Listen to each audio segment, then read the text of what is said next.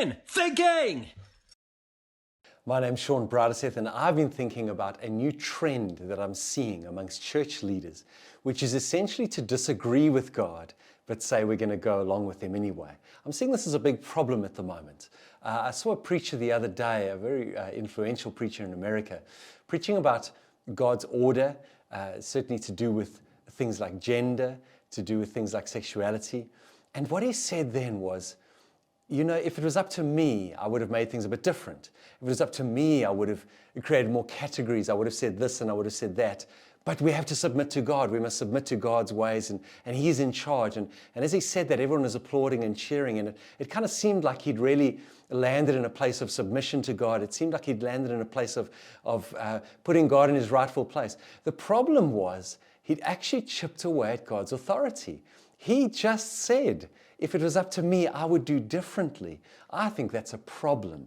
I think it's something masquerading as submission to God, masquerading as we do things God's way. But actually his whole congregation and everybody who watches him online suddenly got the idea, this guy actually doesn't really agree with God, but we're going to go along with it anyway because God is God.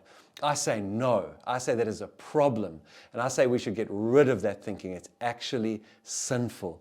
I thought immediately when I heard that of Psalm 119, the longest psalm of all the 150 psalms, and it takes a while to read through it all. I want to read some selected lines from Psalm 119 because you see the same type of thought popping up again and again. And this is what it is. Verse 7, I will praise you with an upright heart as I learn your righteous laws.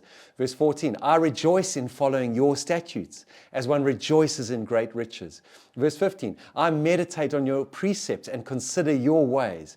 The next verse, I delight in your decrees. I will not neglect your word. Verse 20, my soul is consumed with longing for your laws at all times.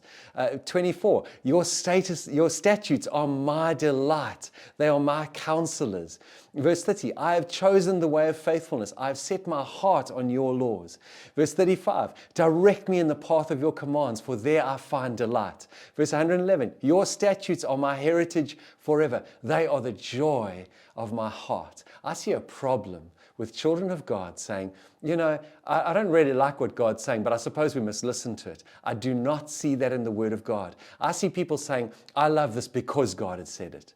I don't see people saying, well, God has said it, so I suppose we must listen to it. No, I don't obey my own flesh. I don't look at my own longings. I don't look at what I want and what I don't want because I'm corrupted. I'm a sinful human being. The things I want and don't want can change. They can go this way and that way. It can be blown all over the place because of my own sinful flesh that I've got to live with. The Lord has given me a new heart, but I must still reckon with this body. I must still renew this mind. But God's ways are perfect. And my safe place, the place I need to live in is to say, because God has said it, I love it. It is right. It is in His Word. It is perfect. I pray God would help us when we hear things like this, which I think are on the rise, that we would see through it.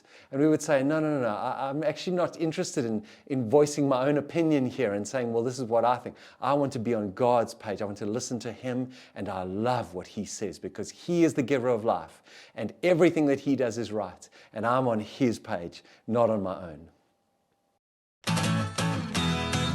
The end.